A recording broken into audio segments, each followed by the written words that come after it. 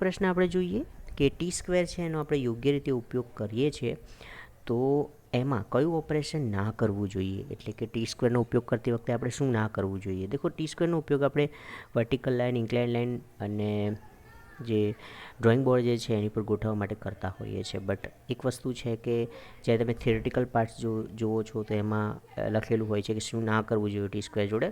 તો T square જે છે એનાથી પેપરને ટ્રીમ ના કરવા જોઈએ, બરાબર છે. તો આ એક રાઈટ ઓપ્શન છે, સી જે છે એ.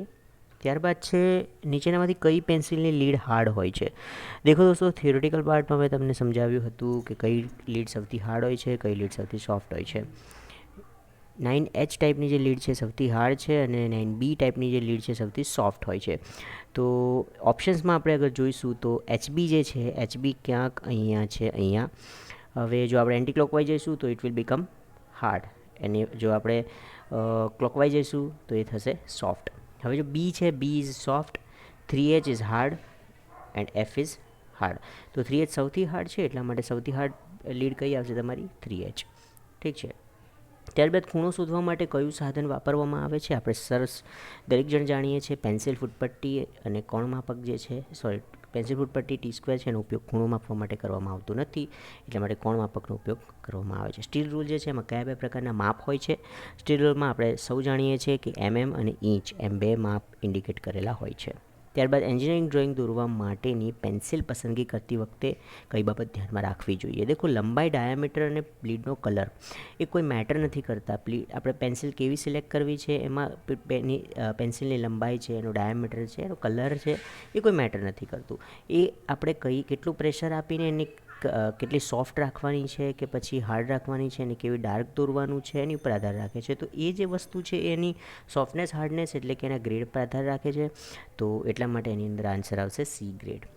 દેખો, ફરીથી એક વખત ક્વેશ્ચન આવે છે કે પેન્સિલનો ગ્રેડ કયો સખત છે. તમે ચક્ર જોઈને એનો આન્સર આપી શકો છો. 9H is the hardest one, તો એમાં તો સિમ્પલી 9H આવી જશે. ત્યારબાદ નરમ સૌથી સોફ્ટ કયો છે?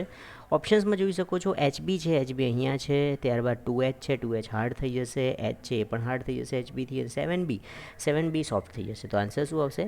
7B. ત્યારબાદ બંને સેટ સ્ક્વેરમાં કયો ખૂણો સરખો હોય છે? દેખો, આપણે વાત થઈ ચૂકી છે થિયરિટિકલ આપણા લેક્ચરમાં કે બે ટાઈપના સેટ સ્ક્વેર હોય છે. એક 45 ડિગ્રી સેટ સ્ક્વેર હોય છે અને એક બીજું સેટ સ્ક્વેર હોય છે એની અંદર 30 ડિગ્રી, 60 ડિગ્રી હોય છે. ત્યારબાદ બંને સેટ સ્ક્વેર છે એની અંદર કોમન જે એંગલ આવતો હોય, થર્ડ એંગલ, એ હોય છે 90 ડિગ્રી. તો બંને સેટ સ્ક્વેરની અંદર એક 90 ડિગ્રી એંગલ જ એક એવો એંગલ છે કે જે સરખો હોય છે, એટલા માટે આની અંદર આન્સર આવશે ડી, 90 ડિગ્રી. ત્યારબાદ મુક્ત હસ્તરેખા ચિત્ર એટલે કેવું? તો કે ફ્રી હેન્ડ સ્કેચ. તો ફ્રી હેન્ડ સ્કેચ દોરવા માટે કેવી પેન્સિલની અણી કેવી હોય છે એ યાદ રાખવાનું છે તમારે. કોનિકલ હોય છે.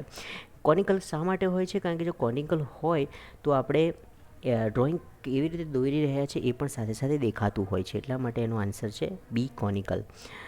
હવે દેખો, ડ્રોઈંગ બોર્ડ જે છે એની સાઇઝ જે છે એનું ટેબલ મેં તમને થિયરિટિકલ પાર્ટમાં બતાવ્યું હતું, અહીંયા પણ મેં મૂકેલું છે. અહીંયાથી તમે ડ્રોઈંગ બોર્ડના જે સાઇઝ છે અને એના ઇન્ડિકેશન જોઈ શકો છો. દેખો, D0, D1, D2, D3 આની સાઇઝો તમારે યાદ રાખવાની છે, જે મેં થિયરીમાં કીધું હતું એમ. અહીંયા પૂછી નાખ્યું છે કે D0 ટાઈપ જે છે એની સાઇઝ બતાવો. તો D0ની સાઇઝ કઈ છે? 1500 મલ્ટીપ્લાઇડ બાય 1000 મલ્ટીપ્લાઇડ બાય 25.